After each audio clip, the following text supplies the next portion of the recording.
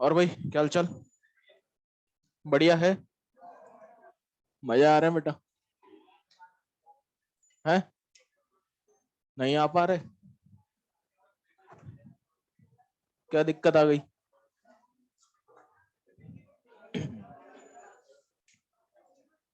चलो भाई। मॉर्निंग। है? अच्छा अच्छा, ठीक है ठीक है ठीक है। चलिए जी, सुनिएगा। लास्ट टर्न पे हम लोग डिस्कस कर रहे थे शायद सक्सेशन के बारे में। सक्सेशन स्टार्ट किया था। अबे तुम ही लोगों से पूछ रहा हूँ।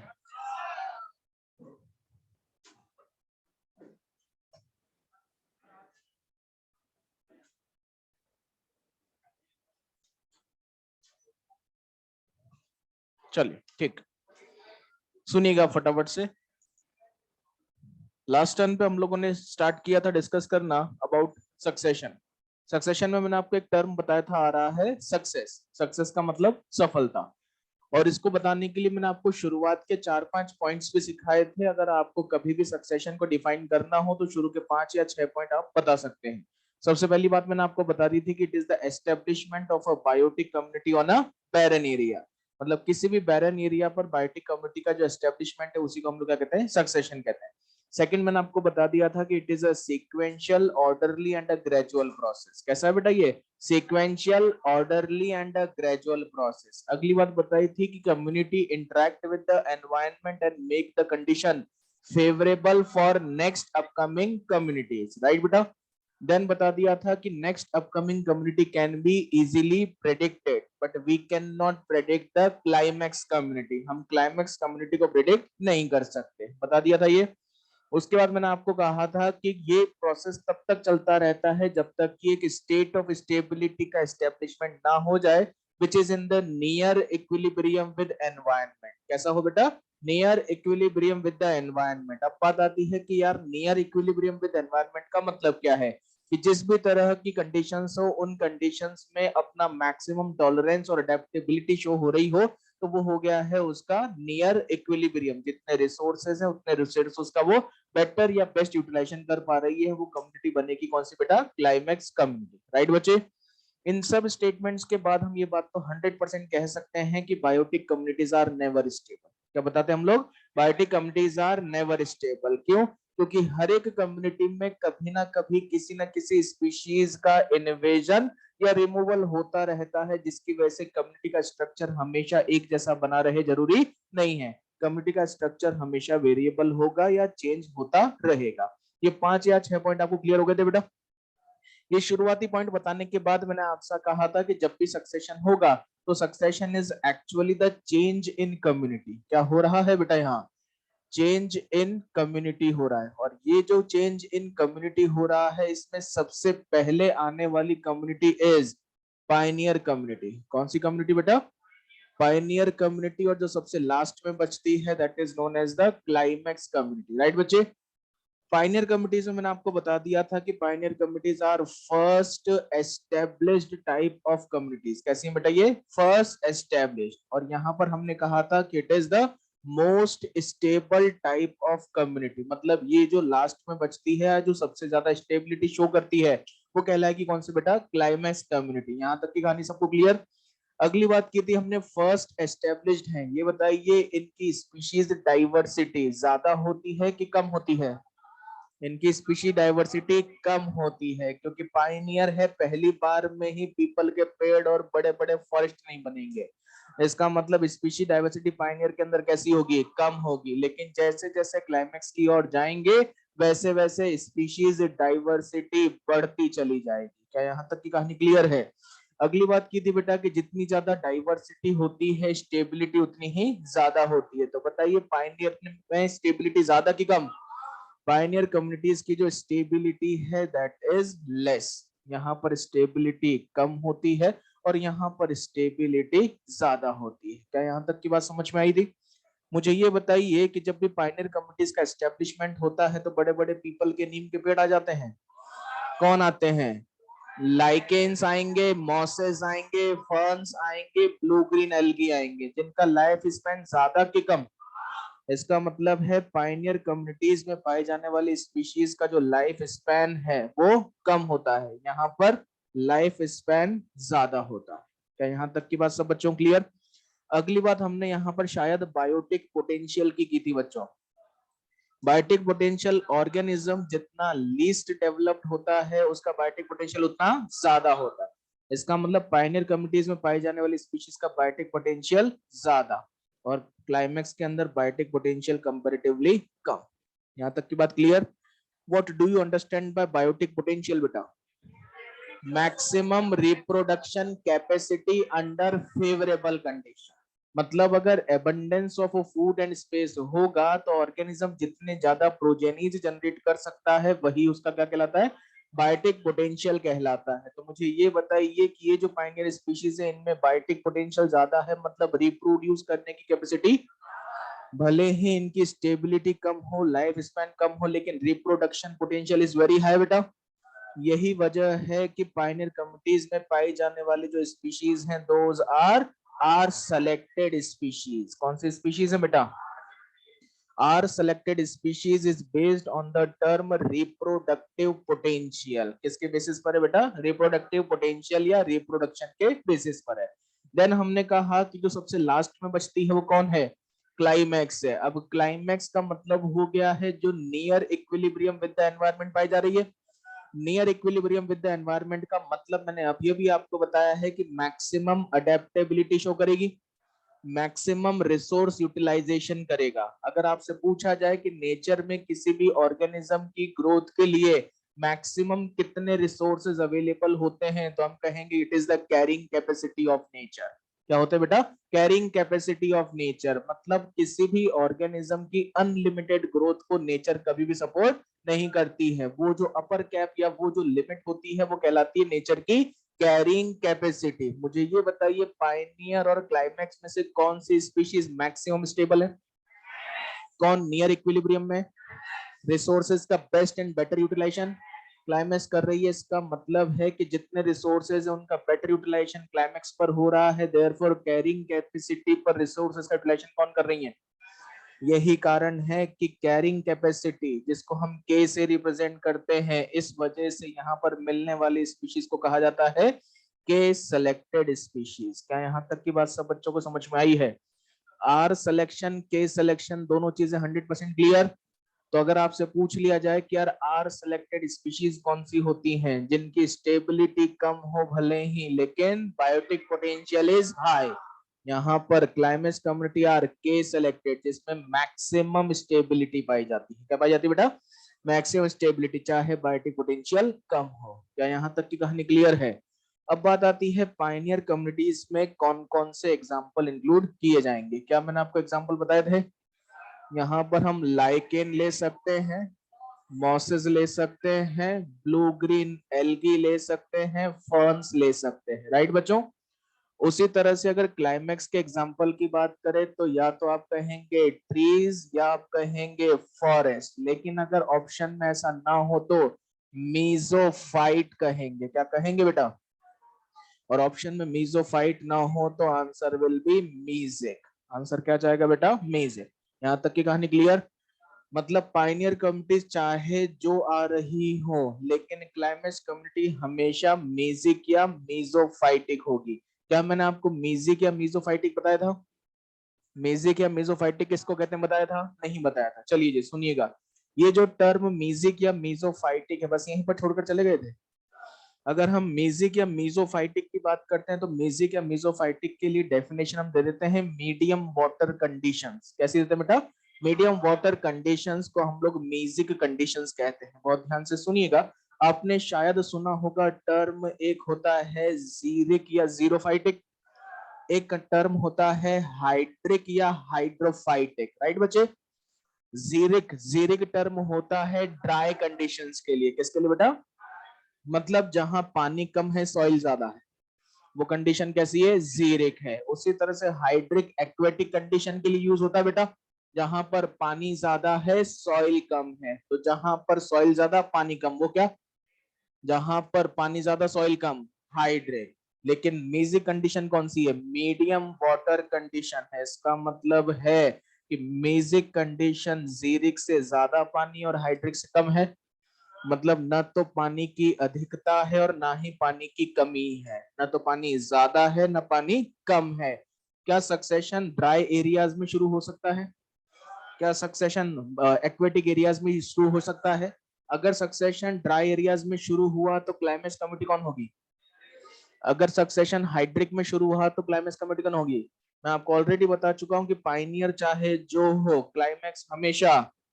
इसका मतलब है कि सक्सेशन जीरिक में शुरू हुआ है तो अल्टीमेटली कहां जाएगा? उसी तरह से हाइड्रिक में शुरू हुआ है तो भी कहां जाएगा? तो आपको ये बात ध्यान रखनी है कि चाहे लैंड पर सक्सेशन हो रहा हो, चाहे एक्वेटिक एरियाज में सक्सेशन हो रहा हो, क्लाइमेक्स कम्युनिटी हमेशा कैसी होगी? Magic is medium water conditions. कैसी कंडीशन है बेटा? Medium water condition. क्या यहाँ तक की बात सब बच्चों को समझ में आई? जब भी सक्सेशन होगा बेटा तो सक्सेशन में सबसे पहले आने वाली कम्युनिटी कौन होती है? सक्सेशन जब भी स्टार्ट होगा तो सबसे पहले आकर एस्टेब्लिश होगी पाइनियर कम्युनिटी। पाइनियर के जस्ट बाद में क्लाइमेक्स आ जाएगी। पाइनियर के बाद में वेरी गुड कई सारी इंटरमीडिएट स्टेजेस आएंगी बेटा, और अल्टीमेटली कभी जाकर एक स्टेबल कम्युनिटी का फॉर्मेशन होता है जिसको हम कह देते हैं क्लाइमेक्स कम्युनिटी। क्या कहते हैं बेटा? लास्ट टर्न पे थोड़ा सा जल्दी जल्दी में निकल गया था, इसको ध्यान से सुनिए लीजिएगा। यहाँ पर हमने कहा है कि सबसे पहले आई कौन? लास्ट में बची कौन? पाइनियर और क्लाइमेक्स के बीच में क्या कई सारी इंटरमीडिएट या ट्रांजिशनल स्टेजेस पाई जा रही हैं? These intermediate और transitional stages are known as sural stages, या इनको सीरल communities कह सकते हैं। क्या यहाँ तक की बात क्लियर? अब ध्यान से सुनिएगा, कई बार लोग इस बात को ऐसा मान लेते हैं कि ये सब की सब एक साथ ही सीरल हैं, लेकिन ध्यान रखिएगा कि A is individually a sural stage, B is also a sural stage, C is also a। और भैया सच्ची बात तो ये है कि पाइनियर भी एक सीरल है और क्लाइमेक्स भी एक सीरल है। क्यों है? क्योंकि ये सक्सेशन में आने वाली कम्युनिटीज ही हैं, बस इनको नाम अलग क्यों दे दिया गया? क्योंकि जो सबसे पहले आई वो पाइनियर कहलाई, जो बच गई वो क्लाइमेक्स कहलाई। आई बात समझ में? वरना जब क्लाइमेक्स बनी होगी, मतलब जब उसकी स्टेबिलिटी नहीं आई थी, जब वो इन्वेड हुई थी, उस समय पर तो ये भी सीरल ही कह रही थी, लेकिन लंबे समय तक जब ये वहां से हटी नहीं, वहीं पर ही जम गई, तभी क्या कहलाई? क्लाइमैक्स। इसके पहले वाली सब क्या कहलाई? सीरल। आ गई बात समझ में? कहीं पर भी अगर सक्सेशन होगा तो सबसे पहले आने वाली कम्युनिटी, उसके बाद सीरल, अल्टीमेटली। इसका मतलब कहीं पर भी आपसे पूछा जाए कि what is the sequence of communities occurring during succession, answer will be pioneer plus sural plus climax. क्या बेटा? Pioneer plus sural plus climax. Pioneer plus sural plus climax का जो कंप्लीट सीक्वेंस है इसे हम सैरे कहते हैं। क्या कहते हैं इसे? इसे सैरे कहा जाता है। तो कहीं पर भी सीरल लिखा हुआ है तो ध्यान रखना ट्रांजिशनल कम्युनिटी है, सीरल लिखा हुआ तो क्या है? सैरे लिखा हुआ है तो the complete sequence of communities occurring during succession. क्या? कंप्लीट सीक्वेंस ऑफ स्पीशीज या कम्युनिटीज अकरिंग ड्यूरिंग सक्सेशन, जिसमें पाइनियर भी आएगी, सीरल भी आएगी, क्लाइमैक्स भी आएगी। क्या यहाँ तक की बात क्लियर? अगर उसने केवल सीरल कहा है तो पाइनियर क्लाइमैक्स के बीच वाली आएंगी। कौन कौन सी बेटा? पाइनियर क्लाइमैक्स के बीच वाले, क्योंकि पाइनियर क्लाइमैक्स दोनों को अलग अलग टर्म से पूछा जा सकता है कि सबसे पहले कौन आई, सबसे लास्ट में कौन बची, सबसे पहले और लास्ट वाली के बीच में कौन थी। समझ में आ गई बात? तो अगर कहीं पर भी सक्सेशन होगा तो सक्सेशन होने पर पहले, फिर इसका मतलब सक्सेशन अगर जीरिक या ड्राई एरियाज में हो रहा है तो भी पहले पाइनियर, फिर सीरल, फिर उसी तरह से अगर हाइड्रिक में हो रहा है तो पहले, फिर सीरल, फिर। इसका मतलब अगर मैं सैरे की बात करूं तो जो होने वाला सक्सेशन है, अगर वो सक्सेशन ड्राई एरियाज में हो रहा है, कहाँ हो रहा है बेटा? क्या ये सक्सेशन वेट एरियाज या एक्वेटिक एरियाज में हो सकता है बच्चों? अगर ये सक्सेशन ड्राई एरियाज में हो रहा है इसका मतलब जीरिक एरियाज में हो रहा है बेटा। जीरिक एरियाज के अंदर pioneer plus sural plus climax का सीक्वेंस जीरो सेरे है। क्या है बेटा? उसी तरह से एक्वेटिक एरियाज में हाइड्रिक कंडीशन में हो रहा है बेटा, देयरफॉर इट इज हाइड्रोसेरे। आ गई बात समझ में? अब मैंने यहाँ पर जीरो सेरे हाइड्रोसेरे किस बेसिस पर बता दिया है, सीक्वेंस ऑफ कम्युनिटीज के बेसिस पर और टाइप ऑफ कंडीशन के बेसिस पर। ड्राई कंडीशन में सक्सेशन बोले तो जीरो सेरे, उसी तरह से एक्वेटिक एरियाज में सक्सेशन हाइड्रोसेरे। क्लियर है बेटा? कभी भी मतलब ये परेशान नहीं होना, रटना कुछ भी नहीं है, हमें सारी चीजें वैसे क्लियर होनी चाहिए। अब एनसीईआरटी ने जीरो सेरे और हाइड्रोसेरे के साथ एक टर्म और यूज की है, इसको इन्होंने जेरार्च कहा है। क्या कहा है बेटा? उसी तरह से हाइड्रोसेरे को इन्होंने कहा है हाइड्रार्च, राइट। और एग्जामिनेशन में पूछा गया क्वेश्चन है कि सक्सेशन हाइड्रार्च या जेरार्च कोई भी हो रहा हो, बताइए क्लाइमेक्स कम्युनिटी कौन होगी? मिजार्च होगी। कौन सी होगी? मिजार्च, या फिर कह लीजिए मीजिक होगी। कौन सी होगी बेटा? उसी तरह से अगर आपसे पूछा जाए क्या ड्राई एरियाज में होने वाला सक्सेशन क्या किसी रॉक के ऊपर हो सकता है? क्या ड्राई एरियाज में होने वाला सक्सेशन सैंड पर हो सकता है? चलिए जी, ड्राई एरियाज में अगर रॉक्स पर हो रहा है, बेटा सुनिएगा बात को ध्यान से, रॉक्स पर हो रहा है, रॉक्स मतलब इनऑर्गेनिक, रॉक्स मतलब, और इनऑर्गेनिक के लिए टर्म यूज करते हैं लिथो, इनऑर्गेनिक के लिए लिथो। लिथो पर जब सक्सेशन होगा तो पहले कौन आएगी? पाइनियर, फिर पूरा सीक्वेंस क्या है? इसका मतलब लिथो पर सेरे हो रहा है तो लिथो सेरे, रॉक्स पर होने वाला सक्सेशन इज नोन एज लिथोसेरे। शायद समझ में आया हो बेटा। उसी तरह से अगर सैंड की बात करें तो सैंड के लिए टर्म यूज करते हैं सैमो। क्या यूज करते हैं बेटा? और सैमो पर पाइनियर सीरियल क्लाइमेक्स का सीक्वेंस इज सैमोसेरे। क्या बेटा? अरे समोसे नहीं, सैमोसेरे। क्या यहाँ तक की बात क्लियर है? शाबाश। नेक्स्ट, हाइड्रोसेरे की अगर हम बात करें तो क्या ये एसिडिक वाटर में हो सकता है? क्या ये सलाइन या एल्कलाइन वाटर में हो सकता है? एसिडिक वाटर में हो रहा है तो इट इज ऑक्सैलो पर हो रहा सेरे, और सलाइन में हो रहा है तो हेलो पर हो रहा सेरे। अरे बोलो भाई, राइट। तो अगर आपसे पूछा जाए कि यार एसिडिक वाटर में होने वाला सक्सेशन इज ऑक्सैलो सेरे, सलाइन वाटर में अगर आपसे पूछ लिया जाए फ्रेश वाटर में होने वाला सेरे हाइड्रोसेरे। ध्यान रखना, बोला इस साला ये तो बताया ही नहीं किसी ने। तो ध्यान रखिए, अगर उसने वाटर बोला है तो वो फ्रेश वाटर की ही बात कर रहा है। किसकी बात कर रहा है? लेकिन अगर उसको स्पेसिफिकली पूछना होगा तो वो एसिडिक या सलाइन या बेसिक या अल्कलाइन वाटर आपको लिखकर देगा। क्या यहाँ तक की कहानी सब बच्चों क्लियर? हो सकता है वो सेरे यूज ना करके हाइड्रार्च और मीजार्च और जीरार्च यूज करे बेटा, ठीक है? Please be prepared. यहाँ तक की कहानी शायद समझ में आई होगी। एक एक लाइन, एक एक शब्द, एक एक पॉइंट क्लियर है बेटा? तो सक्सेशन के शुरुआती पॉइंट के बाद आपको कम्युनिटीज के बारे में पता लग गया, कम्युनिटीज के सीक्वेंस के बारे में पता लग गया, और किस तरह से टर्म्स ओरिजिनेट होती हैं, ये कहानी भी आपको क्लियर हो गई। बढ़े आगे। नेक्स्ट और भी इंपॉर्टेंट पार्ट की ओर बढ़ते हैं, दैट इज कैरेक्टर्स ऑफ या कैरेक्टर।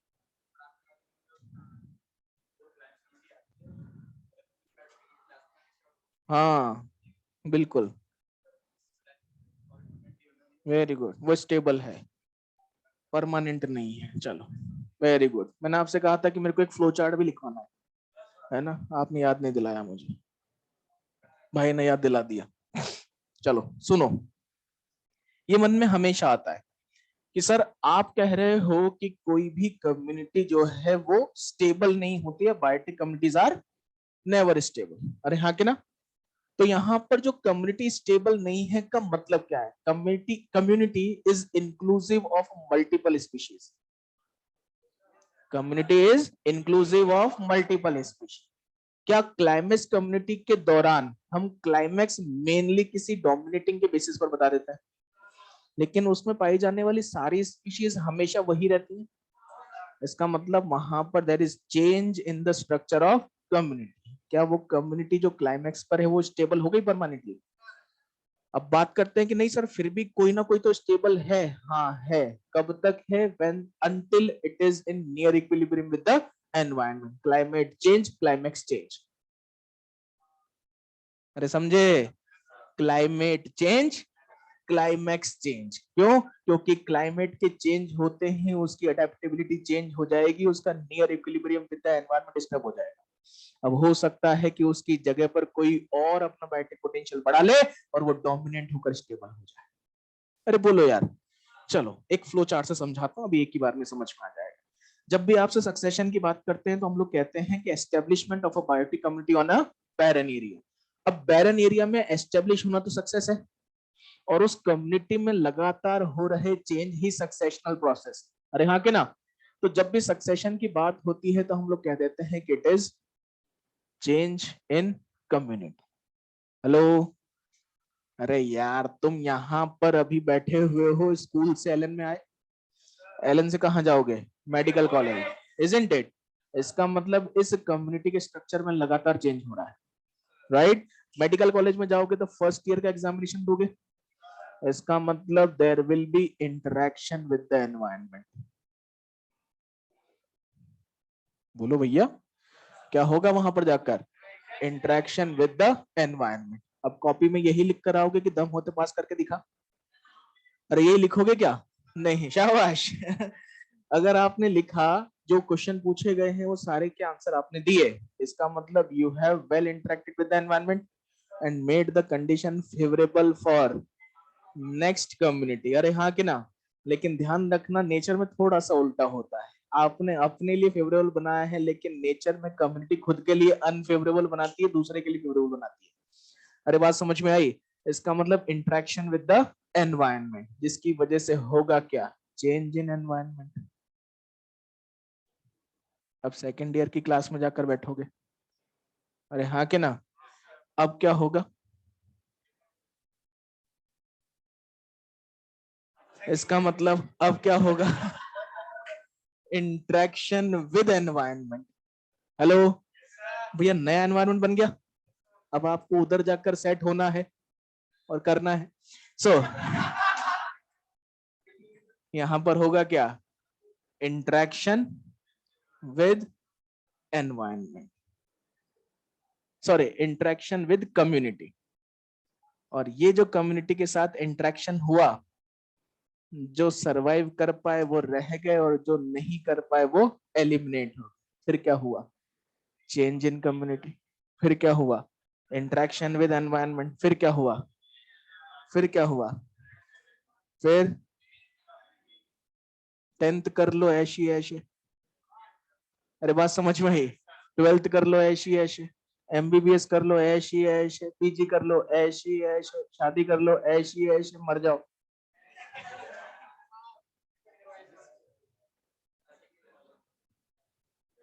Change in community. सुनना, मैं एक एग्जांपल समझा देता हूँ। रॉक पर होने वाला सक्सेशन, शायद आप, मतलब मैं ऐसा मानता हूँ कि 12वीं पास हो। सबसे पहले आता है क्रस्टोज लाइकेन। क्रस्टोज लाइकेन आता है अनवेदर्ड कंडीशन पर, वो आकर एसिड रिलीज करता है, जिसकी वजह से कंडीशंस उसके लिए तो अनफेवरेबल होने लगती हैं और फॉलियोज लाइकेन के लिए फेवरेबल होने लगती है। इसका मतलब ये जो कम्युनिटी आई है क्रस्टोज लाइकेन, उसने क्या किया? Interaction with the environment. कौन इन्वेड करेगा? फॉलियोज। क्योंकि फेवरेबल किसके लिए हो गई? अब फॉलियोज के लिए फेवरेबल हो गई तो सबसे ज्यादा ग्रोथ वही करेगा। जब वो ग्रो करेगा तो वो डोमिनेटिंग हो जाएगा। डोमिनेटिंग हो जाएगा तो टाइप ऑफ कम्युनिटी चेंज हो गया। भले ही क्रस्टोज लाइकेन वहां मिल रहा है, लेकिन फिर भी वो स्टेज क्या कहलाई? फॉलियोज लाइकेन कहलाई।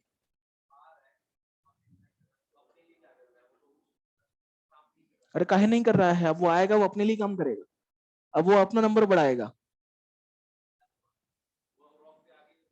उसने, अरे उसकी तो प्रॉपर्टी ही यही है, उसकी प्रॉपर्टी यही है कि वो ग्रो करेगा और एसिड रिलीज करेगा। वो कहीं भी जाएगा वो यही करेगा। आप चाहे उसको नॉर्मल एरिया में भी ग्रो कराओ तो भी यही करेगा, रॉक के ऊपर ग्रो कराओ तो भी यही करेगा। लेकिन प्रॉब्लम इज दैट कि उस रॉक के ऊपर कोई दूसरी कम्युनिटी आकर एस्टेब्लिश नहीं हो सकती rather than the lichens, right? तो इसलिए यहां पर क्या हुआ? Interaction with the environment. अब उसकी वजह से क्या हुआ? कंडीशन किसके लिए फेवरेबल बन गई? फॉलियोज के लिए। अब उसने उस कम्युनिटी से इंटरेक्ट किया, इसलिए फॉलियोज लाइकेन आ गई। अरे एनवायरनमेंट के साथ। अब इस एनवायरनमेंट में इन्वेजन हुआ ना नई कम्युनिटी का, उस कम्युनिटी ने इंटरेक्ट किया, इसका मतलब क्रस्टोज लाइकेन तो है ही सही। अब किसके साथ इंटरेक्शन हो रहा है? फॉलियोज के साथ। कंडीशन दोनों में से ज्यादा फेवरेबल किसके लिए? नंबर किसका बढ़ेगा? डोमिनेटिंग कौन हुआ? इसलिए कम्युनिटी का नाम क्या? फॉलियोज लाइकेन। है क्रस्टोज लाइकेन भी उसमें, लेकिन मिल कौन रहा है? फॉलियोज भी मिल रहा है, क्रस्टोज भी मिल रहा है। अरे हाँ कि ना? नाम किसका दिया? फॉलियोज का, जो क्या है? डोमिनेटिंग। फिर क्या हुआ इसमें? फिर वहां इन्वेट करेंगे कौन? मॉसेस। फिर आएंगे कौन? हर्ब्स, फिर आएंगे श्रब्स, अल्टीमेटली ट्रीज। ये चलता रहता है। इसी वजह से हम लोग कह देते हैं क्या, biotic communities are never stable. NCERT की उस लाइन को समझाने का इससे बेटर एक्सप्लेनेशन मुझे आज तक नहीं मिला। शायद समझ में आया हो। लिख लीजिए इस सीक्वेंस को।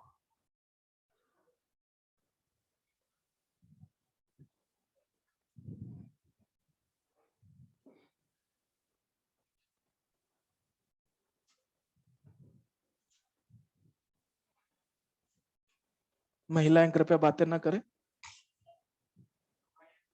हम्म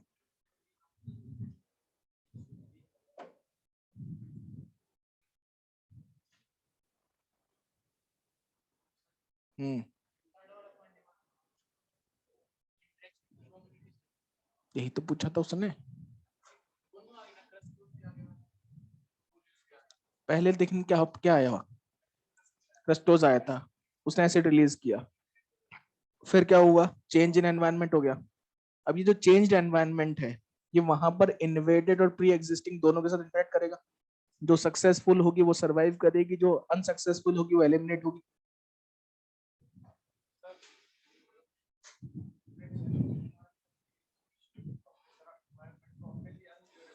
हाँ, बन जाती है कंडीशन ऐसी। उसने तो सोचा कि मेरा तो नंबर बढ़ने वाला है, लेकिन अनविलिंगली कंडीशन किसके लिए फेवरेबल हो रही है, दूसरी के लिए फेवरेबल हो रही है। इसलिए उस कंडीशन को देखकर हम अगली को प्रेडिक्ट कर सकते हैं, लेकिन ये नहीं बता सकते कि लास्ट में कौन बचेगा।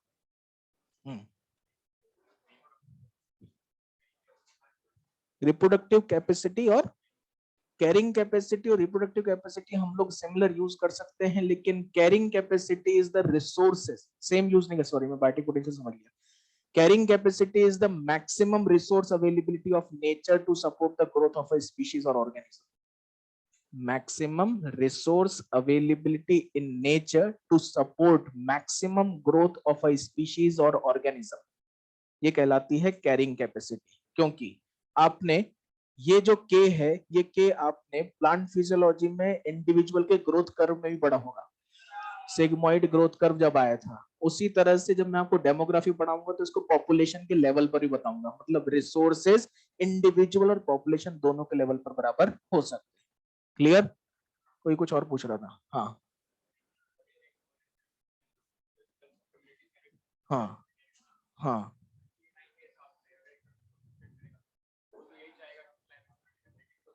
हाँ, वो क्लाइमेक्स कम्युनिटी प्रेडिक्ट हो सकता है, लेकिन वो कॉमनली पूछेगा। मीजोफाइटिक है, हाँ। किस चीज का?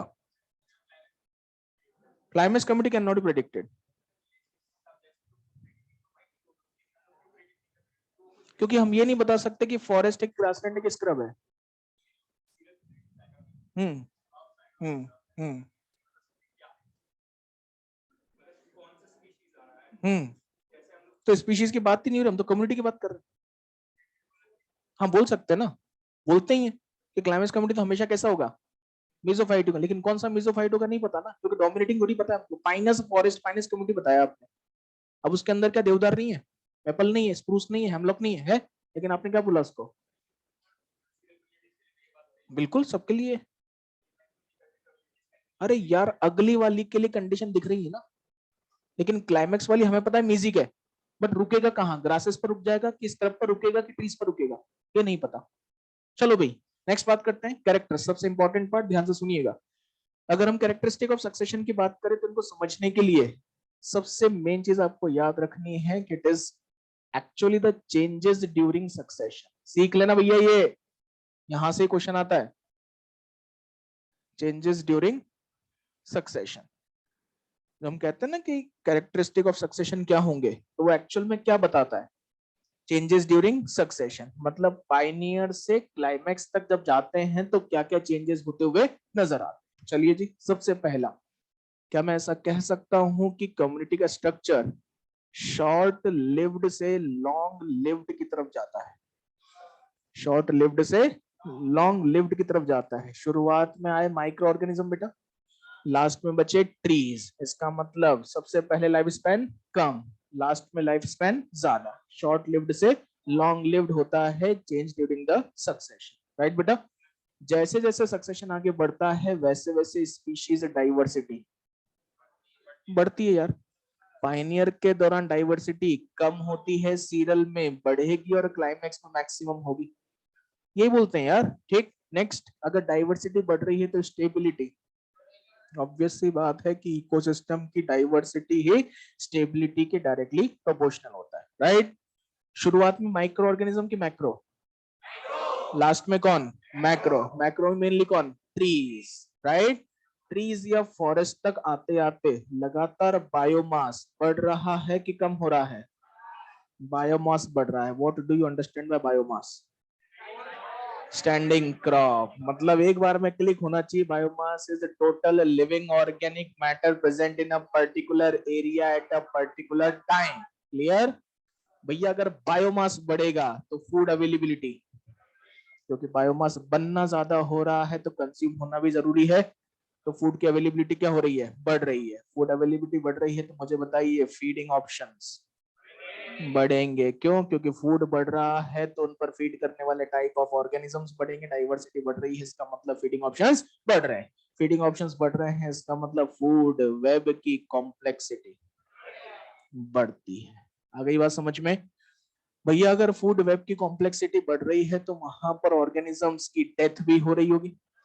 जब ऑर्गेनिजम्स की डेथ हो रही होगी तो वहां पर डेड ऑर्गेनिक मैटर भी बढ़ रहा होगा, इसका मतलब डेट्राइटस और litre content is also increasing, right. Detritus और लिटर दोनों सेम हैं कि अलग अलग है,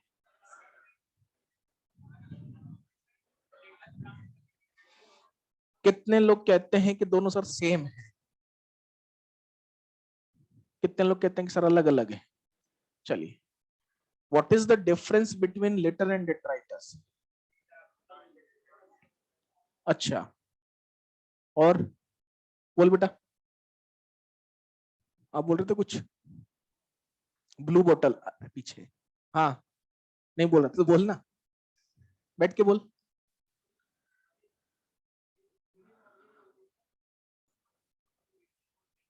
हाँ वेरी गुड,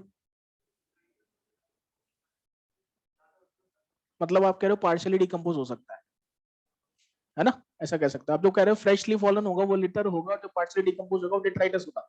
अरे हाँ कि ना, चलिए जी आपकी जानकारी के लिए बता दूं, पार्शियली डिकम्पोज डफ होता है,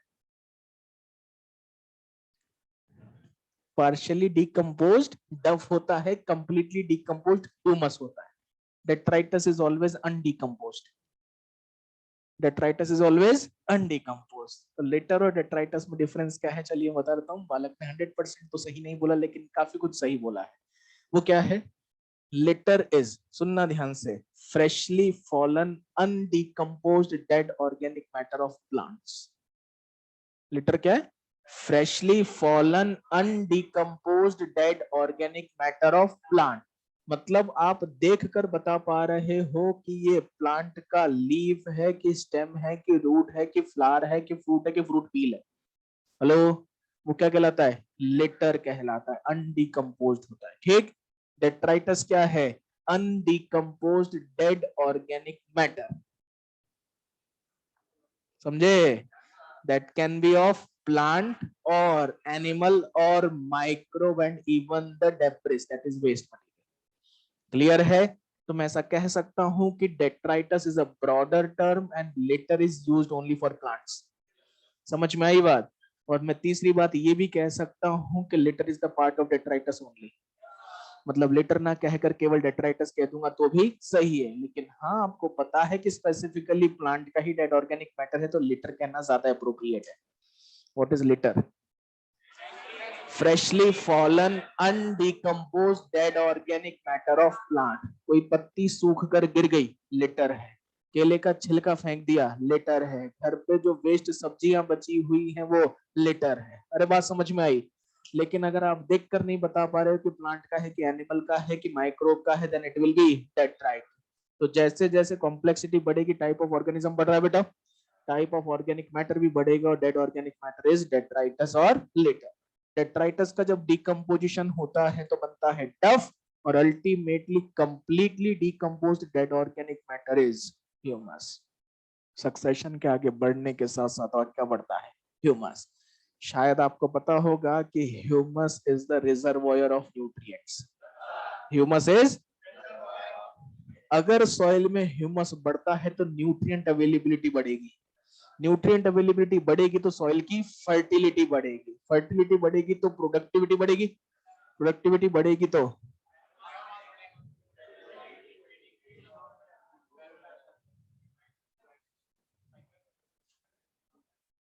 समझ में आई बात? यही कारण है कि सक्सेशन के आगे बढ़ने के साथ साथ डाइवर्सिटी भी बढ़ती चली जाती है क्योंकि प्रोडक्टिविटी बढ़ रही है। आ गई बात समझ में? चलिए जी, बहुत बढ़िया। इन सब चीजों के साथ एक चीज और है जो बढ़ रही है। वेरी गुड, दैट इज निके स्पेशलाइजेशन, राइट। चलिए जी, सुनिएगा प्लीज। तो निके स्पेशलाइजेशन होता क्या है? और मुझे पता है कि अचीवर, अचीवर प्लस में जो बच्चे बैठते हैं वो केवल इन 2 पॉइंट्स में ही सबसे ज्यादा इंटरेस्टेड रहते हैं कि बोले भाई तो एक तो निके स्पेशलाइजेशन सिखा दे और एनसीपी में कमी कैसे आई वो सिखा दे।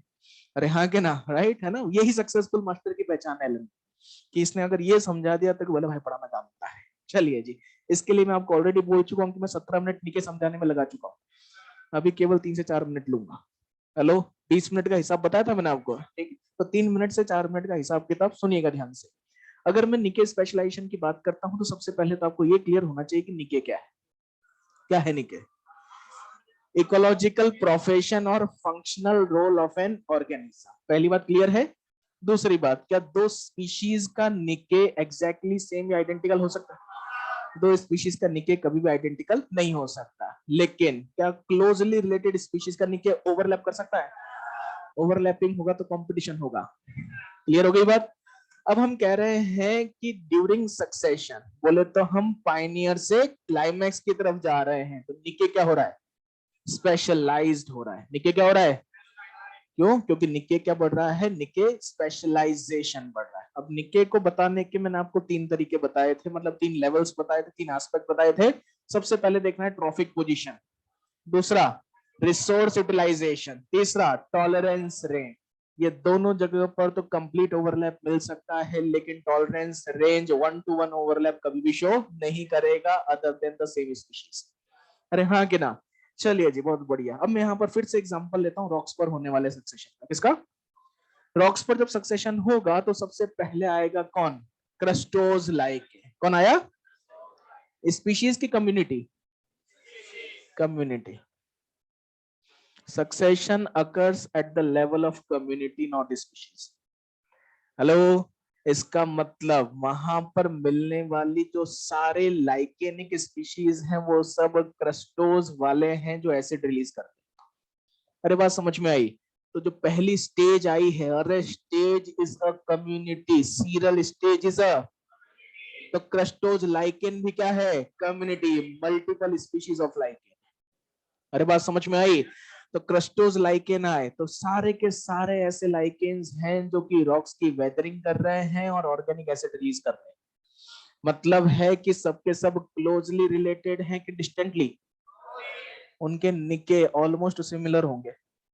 मतलब सारे के सारे लाइकेन हैं, उन सबके फंक्शन कैसे दिख रहे हैं? सिमिलर दिख रहे हैं, राइट? कंडीशन चेंज हुई, आया फॉलियोज। कंडीशन चेंज हुई, आया कौन? जब फॉलियोज आया है तो क्रस्टोज भी है और फॉलियोज भी है। ऐसा तो नहीं होगा ना कि क्रस्टोज पूरी तरह से इरेडिकेट हो गया और फॉलियोज ही रह गया। ऐसा जरूरी नहीं है, क्योंकि अगर ऐसा होता कि अगली कम्युनिटी के आने पर पिछली चली जाती तो हमें फॉरेस्ट में केवल ट्रीज ही ट्रीज मिलते, आपको सरफेस ड्वेलर्स, हर्ब्स, श्रब्स नहीं मिलते। अरे आ गई बात समझ में? तो जब वहां पर फॉलियोज आया है तो फॉलियोज के इन्वेजन पर क्रस्टोज भी है। क्रस्टोज अपना काम कर रहा है, लेकिन डोमिनेटिंग कौन हुआ? अब यहाँ पर क्रस्टोज और फॉलियोज का निके ज्यादा ओवरलैप कर रहा है कि कम? इसका मतलब निके थोड़ा सा अलग और स्पेसिफाई हुआ है। उसके बाद आए मॉस, उसके बाद आए श्रब्स, उसके बाद आए हर्ब्स, उसके बाद आए श्रब्स और अल्टीमेटली आए ट्रीज। इसका मतलब जब क्रस्टोज थे तो निके सबका जनरलाइज था। उसके बाद कौन आए? फॉलियोज लाइकेन। इसका मतलब निके थोड़ा स्पेसिफिक और थोड़ा जनरलाइज रहा। देन उसके बाद आए मॉस, मॉस का निके अलग, फॉलियोज का अलग और क्रस्टोज का अलग। देन आ गए कौन, हर्ब्स, हर्ब्स का अलग, मॉस का अलग, फोलियोस का अलग, क्रस्टोस का अलग, अरे हाँ कि ना। उसके बाद आ गए श्रब्स, तो श्रब्स का अलग, हर्ब्स का अलग, मॉस का अलग, फोलियोस का अलग, क्रस्टोस का अलग। फिर आ गए कौन, ट्रीज, तो ट्रीज का अलग, श्रब्स का अलग, हर्ब्स का अलग, मॉस का अलग, फोलियोस का अलग, क्रस्टोस का अलग, राइट। अब ट्रीज आएंगे तो केवल ट्रीज नहीं होंगे, क्योंकि मॉस के बाद जैसे ही हर्ब्स आते हैं प्रोडक्टिविटी बढ़ना शुरू हो जाती है, इन्वेट करते हैं हर्बीवोर्स, इन्वेट करेंगे कौन, इसका मतलब एक और निके जुड़ा। देन उसके बाद हर्बीवोर के पीछे पीछे जब प्लांट, हर्बीवोर, कार्निवोर तीनों के टाइप चेंज होंगे तो टाइप ऑफ ऑर्गेनिक मैटर भी चेंज होगा, टाइप ऑफ डिकम्पोजर भी चेंज होंगे, इसका मतलब स्पेसिफिक टाइप ऑफ डिकम्पोजर्स में इन्वेट करेंगे। जब आप क्लाइमेक्स कम्युनिटी देखेंगे तो वहां सारी की सारी, जिसमें कि आपको मिल रहे हैं crustose, foliose, moss, herb, shrub, trees, herbivore, carnivore, decomposer, इन सब ऑर्गेनिज्म का निके बहुत ज्यादा ओवरलैप है कि स्पेसिफिक है। तो सक्सेशन में शुरुआत में सारे के सारे कैसे थे, सिमिलर थे, जनरलाइज्ड थे, लेकिन क्लाइमेक्स तक जाते जाते निके कैसे हो गए, स्पेशलाइज्ड हो गए। तो ऐसा कह सकता हूं कि पाइनियर स्पीशीज में niche is less specialised, more generalised, niche is less specialised, more generalised, climax में लेस जनरलाइज्ड, मोर स्पेशलाइज्ड, मतलब हर एक ऑर्गेनिज्म का अपना काम स्पेसिफाई हो गया है, तो काम ब्रॉड हुआ है कि नैरो हुआ है। इसीलिए एग्जामिनर आजकल स्पेशलाइजेशन की जगह लिख कर देता है निके नैरोनेस, क्या दे रहा है, निके नैरोनेस। समझ में आया निके स्पेशलाइजेशन कैसे बढ़ रहा है। अरे बोलो यार, इनिशियली सबका निके ओवरलैप कर रहा था तो कैसा था, जनरलाइज, बाद में क्या हो गया, स्पेशल। अरे अगर ऐसे नेचर में आप इमेजिन नहीं कर पा रहे हैं तो चलिए आप ही के एग्जांपल से सिखा देते हैं, सिखा दे आप लोग, हाँ शाबाश। आप लोग गए और आप लोग ने मेडिकल कॉलेज में एमबीबीएस कंप्लीट किया, एमबीबीएस कंप्लीट करने के बाद आप इंटर्नशिप कर रहे हैं, जिसमें सुबह 8 से 2 के लिए आपको हॉस्पिटल जाना मैंडेटरी है, ठीक। शाम को आप फ्री रहते हैं, आप बिना बात इधर उधर गेड़ी मार कर भी महीने भर तक परेशान हो गए। बोले अब क्या करें, बोले ऐसा करते हैं अपने क्लिनिक खोल लेते हैं, प्रैक्टिस ही करेंगे। मेरी बात समझ में आई। तो आपने एक क्लिनिक खोलने के लिए एक शॉप को किराए पर लिया, उसमें ऑफिस सेटअप करवाया, अपनी टेबल चेयर लगवा ली, अपना स्टेथोस्कोप रख लिया, ब्लड प्रेशर की मशीन रख ली, और वो 2-4 दवाइयों वाइयों की बोर्ड लगा लिए। अरे हाँ कि ना, कांच का फ्रेम बनवा दिया, उस पर प्लस लगवा दिया और बाहर नाम लिखवा दिया, डॉक्टर ये एमबीबीएस। अरे बोलो यार, और आपने टाइम लिख दिया साय 5 बजे से 8 बजे तक, ऐसा मत लिखवाना शाम 5 बजे से आपके आगमन तक, है ना, शाम 5 बजे से 8 बजे तक। अरे हाँ कि ना। अब हुआ क्या, आपने वो क्लिनिक किराए पर लिया, आपको 5 बजे वहां जाना है, मतलब 5 बजे से आपके पेशेंट्स आना स्टार्ट होंगे, तो आपको एटलीस्ट उनके आने से पहले पहुंचना रहेगा। तो आप लोग 4:30 बजे आप खुद गए, आपने शॉप का शटर ओपन किया, वो जो डोर का आपने फ्रेम बनवाया है उसको ऑन किया, उसको चालू किया, मतलब खोला उसको, लॉक खोल के अंदर बैठे, गंदगी वंदगी कहीं धूल वूल जम रही हो तो वो साफ किया आपने, पंखा एसी वैसे सब चलाया और बैठ गए इंतजार करने, बोले कोई तो आए। अरे हाँ कि ना। अब कोई पेशेंट वगैरह आया और 2-3 दिन में आपकी मतलब ख्याति ऐसी हो गई कि यार आपने 2-4 लोगों को दवाई दी और मजे ही आ गए, मतलब उनकी तबीयत ठीक हो गई बेटा। अरे हाँ कि ना। तो मेरे हिसाब से माउथ पब्लिसिटी इंडिया में बहुत इंपॉर्टेंट है, राइट। वो एक बंदा दूसरे बंदे को बोलता है कि बोले भाई नया डॉक्टर है लेकिन एक नंबर है, क्योंकि नए डॉक्टर के पास यूजुअली लोग कम जाते हैं। अरे हाँ कि ना, है ना, बोला पता नहीं क्या करेगा एक्सपेरिमेंट, ठीक है, लेकिन फिर भी यस, अगर आपने ठीक किया तो वो 10 लोगों को बोलेगा और 10 लोग हो सकता है आपके पास आएंगे। अब भाई साहब क्या हुआ कि महीने 1.5 महीने तक आपका क्लिनिक जो था वो बढ़िया चलने लगा, बढ़िया जब चलने लगा,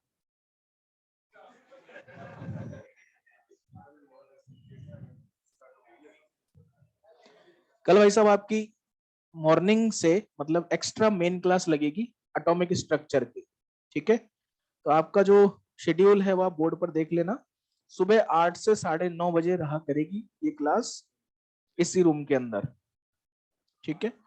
कल कल रहेगी, देन उसके बाद अच्छा शेड्यूल लगाते देख, डेली रहेगी, मतलब सुबह 8 बजे से 9:30 बजे तक AM। हाँ मॉड्यूल लाना भैया ऑटोमेटिक स्ट्रक्चर का, बस बाकी और किसी को भी लाना हो तो बताओ। चलिए सुनिएगा मेरी बात, हाँ हम लोग थोड़ा सा इमेजिनेशन में थे, हाँ सुनिएगा प्लीज, हाँ कई लोग क्लिनिक में बैठे हुए हैं, बोले सर जल्दी बताओ। ठीक, एसी वेसी चालू है, बिल आ रहा है, ठीक। ओके, सुनिएगा प्लीज, फटाफट से इसको खत्म करते हैं। अब क्या हुआ, महीने 2 महीने तक आपने अपना क्लिनिक खोला, काफी सारे लोग वहां पर आना शुरू हो गए, भीड़ भाड़ होने लग गई। अब क्या होता है ना, अच्छा नहीं लगता कि यार आप यहीं पर डॉक्टर हो और यहीं पर 15 लोग इकट्ठे हो किराने की दुकान के जैसे। तो आपने क्या किया, उस ऑफिस के अंदर पार्टीशन करवा लिया। पार्टीशन करा के आपने बाहर एक वेटिंग लॉन्च बना दिया और अंदर आप खुद डॉक्टर के फॉर्म में देख रहे हैं, ठीक है, घंटी बजाते थे, अंदर आ जाता था अगला पेशेंट। अरे हाँ कि ना। क्योंकि अभी शुरुआत है तो बजट कम था, लेकिन 6 महीने भाई साहब गजब ही भीड़ बढ़ने लग गई। तब आपको जरूरत पड़ गई किसी न किसी हेल्पर की। अरे हाँ कि ना। तो आपने अपनी हेल्प कर, शाबाश भाई, भरा ही बैठा है। आपने अपनी जरूरत को पूरा कर, मतलब क्लिनिक के, उसके लिए आपने एक रिसेप्शनिस्ट को हायर किया। ठीक, सुनिएगा प्लीज। अब हुआ क्या, सुनिए प्लीज। अब हुआ क्या कि आपका चूंकि 5 बजे से 8 बजे तक का समय है, अब आप 5 बजे ही आओगे, क्योंकि बड़ा डॉक्टर वही कहलाता है कि तुम 5 बजे नहीं, 5:05 पर आए। अरे हाँ कि ना, 4:30 बजे आने वाला तो बोले भर्जी है ये, ठीक। तो वहां पर 4:30 बजे आप नहीं जा रहे हो, लेकिन रिसेप्शनिस्ट आपके जाने से पहले ही शटर खोल के सफाई फाई करके सारी चीजें अरेंज करके रखेगी, एसी उसी ऑन करके आप जाओगे, चिल्ड माहौल मिलेगा। अरे हाँ कि ना। अब आपका काम केवल क्या हो गया है, पेशेंट देखना और दवाई लिखना। अरे बोलो बच्चे, राइट। थोड़ा और समय बीता, थोड़ा और समय बीता तो आपकी ग्रोथ और ज्यादा बढ़ी और आपके पास इतना पैसा हो गया कि यार आप एक हॉस्पिटल डेवलप कर सकते हैं, भले ही 20 से 25 बेड का, राइट। आपने मान लेते हैं 50 बेड का एक हॉस्पिटल खोल लिया। अब ऐसा तो होगा नहीं कि बोले इस हॉस्पिटल में जो भी पेशेंट आएगा मैं ही देखेगा बस। अरे ऐसा होगा क्या, नहीं, hospital is always a multi speciality. इसका मतलब है कि आपको उसके लिए अलग अलग स्पेशलाइजेशन वाले अलग अलग डॉक्टर्स हायर करने पड़ेंगे। शुरुआत में शटर कौन खोल रहा था, खुद खुद, शुरुआत में। उसके बाद सफाई कौन कर रहा था, खुद। उसके बाद एसी कौन चला रहा था, खुद। पेशेंट कौन देख रहा था, जाते समय शटर बंद करके कौन जा रहा था। लेकिन बाद में ये काम रिसेप्शनिस्ट ने बांटा। आपका काम और स्पेसिफिक हो गया केवल पेशेंट देखने का। जब हॉस्पिटल खुलेगा तो उस हॉस्पिटल में भी आपका काम वहां पर केवल और केवल या तो आप मैनेजमेंट देखोगे या फिर अपने कंसर्न के पेशेंट देखोगे। जैसे जैसे आगे बढ़ते जा रहे हो वैसे वैसे डाइवर्सिटी बढ़ रही है, स्टेबिलिटी बढ़ रही है, और साथ के साथ निके स्पेसिफिक होता जा रहा है, जो कि शुरू में कैसा था, जनरलाइज था। तो निके पहले ब्रॉड था, अभी नैरो हो गया है। शायद क्लियर हुआ हो। मेरे हिसाब से आज के बाद इससे घबराने की जरूरत है नहीं, बेहद वाहियत बेहद सड़ासा ये निके स्पेशलाइजेशन, क्योंकि अगर आपको निके पता है, अरे आई बात समझ में। वरना निके हमारे मन में केवल एक ही लाइन रहती थी हमेशा, क्या, इकोलॉजिकल फंक्शन या प्रोफेशन ऑफ एन ऑर्गेनिज्म। मेरे हिसाब से अभी 100% क्लियर है। चलिए, ये सब चीजें बढ़ने के साथ साथ भाई एक चीज ऐसी है जो कि कम होती है, that is NCP and annual yield. Succession बढ़ता है तो ये सारी चीजें बढ़ रही हैं बेटा। हेलो, कम क्या होता है, एनसीपी एंड एनुअल यील्ड। अब बात आती है कि यार एनसीपी होता क्या है। तो एनसीपी का सबसे पहली चीज तो फुल फॉर्म पता होना चाहिए, that is net community productivity. Right बच्चों, नेट कम्युनिटी प्रोडक्टिविटी। अब सबसे पहली चीज तो ये आती कि सर ये एनसीपी या नेट कम्युनिटी प्रोडक्टिविटी होता क्या है। तो ये जानने से पहले तो आपको ये क्लियर होना चाहिए कि प्रोडक्टिविटी क्या होता है। क्या चीज बेटा, प्रोडक्टिविटी वैसे तो आपके इकोसिस्टम के फंक्शंस में है। इकोसिस्टम के 4 फंक्शन आपके एनसीईआरटी ने दिए हुए हैं, productivity, energy flow, nutrient cycling, decomposition. ठीक है बेटा। तो प्रोडक्टिविटी की डिटेल्स वैसे तो वहां पर है, लेकिन ध्यान से सुन लेना, मैं प्रोडक्टिविटी आपको आज ही पढ़ा रहा हूं। हेलो, उस समय पर केवल मैं आपको प्रोडक्टिविटी की यूनिट्स सिखाऊंगा और बताऊंगा एनसीईआरटी ने बताया है कि होल बायोस्फीयर की एनुअल एनपीपी 170 बिलियन टन है, ओशियन की 55 बिलियन टन है। ये उसी समय बताऊंगा क्योंकि मुझे वहीं पर पढ़ाना है, ठीक है। लेकिन चूंकि मुझे एनसीपी सिखाना है, इसलिए बाकी प्रोडक्टिविटी का पूरा कॉन्सेप्ट मैं आपको आज ही सिखा रहा हूँ। उस समय पर केवल बोलूंगा कि मैं आपको ऑलरेडी पढ़ा चुका। राइट बच्चे, ध्यान से सुन लीजिएगा what actually the productivity is. अगर आपसे कभी पूछा जाए कि what do you understand bye productivity, तो भैया सिंपल से शब्दों में कह देना, rate of production is productivity. क्या बेटा? Rate of production is productivity. बात समझ में आई? रेट ऑफ प्रोडक्शन, किसी भी चीज के आगे रेट लग जाए तो इसका मतलब होता है चेंज पर यूनिट टाइम। रेट क्या बेटा? चेंज पर यूनिट टाइम। इसका मतलब मैं ऐसा कह सकता हूं कि प्रोडक्टिविटी इज एक्चुअली प्रोडक्शन पर यूनिट टाइम। बोलो बच्चे, प्रोडक्टिविटी एक्चुअल में क्या है? प्रोडक्शन पर यूनिट टाइम। क्लियर हो रही है बात? अब अगला क्वेश्चन आता है मन में कि सर प्रोडक्शन क्या है? भाई प्रोडक्टिविटी तो हमने बता दिया कि it is rate of production. अब बात आती है कि यार सर प्रोडक्शन क्या है? तो ध्यान से सुनना, प्रोडक्शन क्या है? Production is organic matter produced per unit area. Production क्या बेटा? Organic matter produced per unit area is production. Productivity क्या है? प्रोडक्शन पर यूनिट टाइम। इसका मतलब क्या मैं ऐसा कह सकता हूं कि production is actually organic matter produced, very good, पर unit area, per unit time. शायद समझ में आई हो बात। What is productivity? प्रोडक्शन पर unit time. What is production? Organic matter produced per unit area. What is productivity? Organic matter produced per unit area per unit time. Clear है? 100%। अब भाई साहब होता क्या है कि इतने सारे फॉर्मूले याद करने होते हैं कि हम ये सब भूल जाते हैं कि किसमें एरिया था और किसमें टाइम था। अरे हाँ के ना, एक सिंपल से एग्जांपल से आपको सिखा देता हूँ। मेरा 1 एकड़ का खेत है, मैंने बताया था आपको, जिसमें आम के, नीम के, मैंगो के, इनके अपन ने पेड़ लगाए थे। याद है कुछ? Very good. तो मेरा जो 1 एकड़ का खेत है उससे 10 बोरी गेहूं निकले।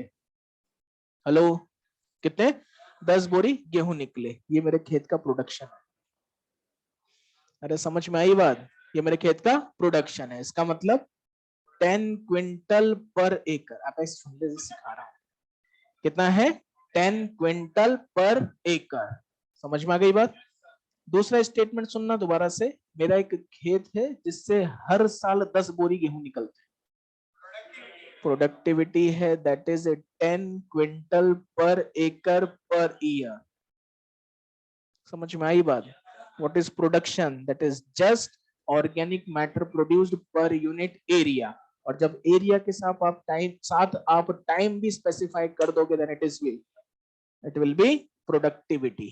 आ गई बात समझ में? चलिए जी, तो production is organic matter produced per unit area. Productivity is organic matter produced per unit area per unit time.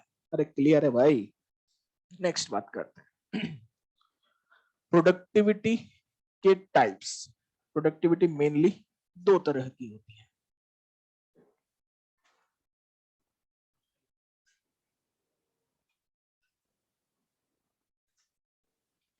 कौन कौन से बेटा? शाबाश। Primary productivity and secondary productivity. थोड़ा सा रिफ्लेक्सेस को काबू में रखें, क्योंकि जैसे कहा जाता है कि प्रोडक्टिविटी 2 तरह की होती है, हमारे मन में 2 ही चीजें आती हैं, जीपीपी और एनपीपी। हेलो, लेकिन उसके पहले पीपी क्लियर होना चाहिए। PP is primary productivity and SP is secondary productivity. आ गई बात समझ में? तो प्रोडक्टिविटी मेनली 2 तरह की। कौन कौन सी?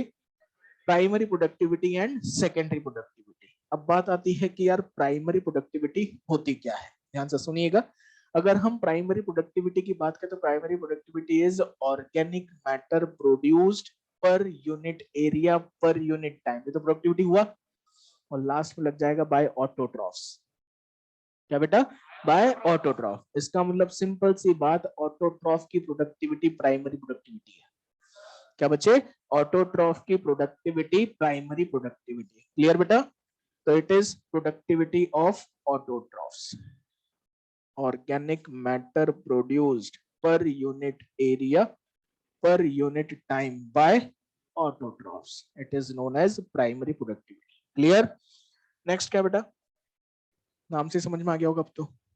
ये ऑटोट्रॉफ का है तो ये organic matter formed per unit area per unit time by heterotrophs formed, क्योंकि हेट्रोट्रॉफ सिंथेसाइज कर सकते हैं, प्रोड्यूस नहीं कर सकते। अरे आ गई बात समझ में, ठीक है। तो it is productivity of heterotrophs या कह लीजिए कंज्यूमर्स, ठीक है बच्चे। तो प्लांट ने इतने किलो ऑर्गेनिक मैटर बनाया, क्या है प्राइमरी प्रोडक्टिविटी। किसी रैबिट ने कुछ फ्रूट्स खाए और इतना ऑर्गेनिक मैटर बनाया। समझ में आ गई बात। जहां भी हेट्रोट्रॉफ मेंशन हो जाएगा वो सेकेंडरी है, जहां पर ऑटोट्रॉफ मेंशन होगा वो प्राइमरी। क्लियर बच्चे। प्राइमरी प्रोडक्टिविटी, सेकेंडरी प्रोडक्टिविटी दोनों दो दो तरह की होती है। ये होगी बेटा gross primary productivity and net primary productivity. उसी तरह से सेकेंडरी प्रोडक्टिविटी भी दो तरह की, gross secondary productivity and net secondary productivity. Clear. हमारे सिलेबस में मेनली है ओनली प्राइमरी प्रोडक्टिविटी। ध्यान से सुनते हुए चलिएगा कि व्हाट इज प्राइमरी प्रोडक्टिविटी। हमने अभी अभी कहा कि ये प्रोडक्टिविटी ऑटोट्रॉफ की बेटा। अब बात आती है कि यार जीपीपी क्या है, ग्रॉस क्या है। तो यस, हमने कहा ग्रॉस का मतलब है कि the total organic matter produced by autotroph during photosynthesis in a particular area at a particular time is gross primary productivity. मतलब किसी ऑटोट्रॉफ ने फोटोसिंथेसिस के दौरान जितना भी टोटल ऑर्गेनिक मैटर बनाया है वो पूरा का पूरा प्रोडक्शन क्या है, जीपीपी है या ग्रॉस प्राइमरी प्रोडक्टिविटी है। समझ में आई बात। जो भी खाना प्लांट्स बनाते हैं, क्या ये प्लांट्स इस खाने को अपने लिए बनाते हैं कि दूसरों के लिए?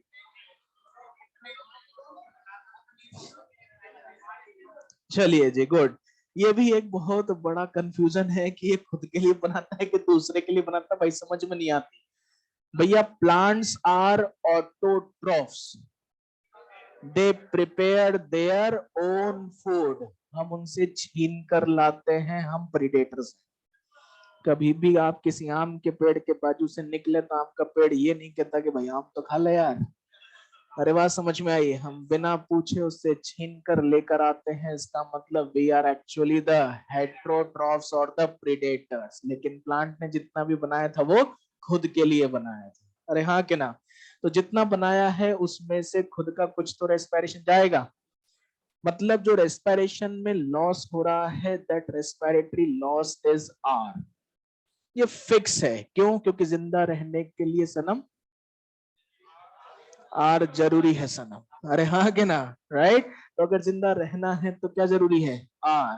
तो जीपीपी में जो बनाया है उसमें से कुछ खर्चा किसमें जाएगा, आर। उसके बाद जो बचेगा एनपीपी होगा। क्या होगा बेटा? इसका मतलब है कि ये जो एनपीपी है ये एक्चुअल में स्टोरेज मटेरियल है, क्योंकि उसके पहले वाला तो यूज हो गया।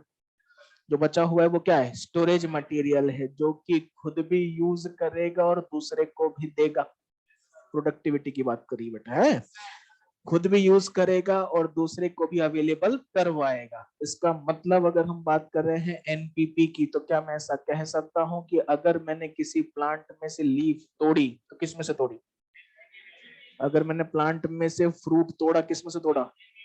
तो अगर मैं ये कहूं कि NPP is available biomass for consumers, NPP is available biomass for consumers. अब कंज्यूमर कंज्यूम करेगा, क्या बनाएगा, जीएसपी। और जीएसपी में से खुद का रेस्पिरेशन हटाएगा, बची हुई मात्रा जो कि अगले ट्रॉफिक लेवल के लिए अवेलेबल है।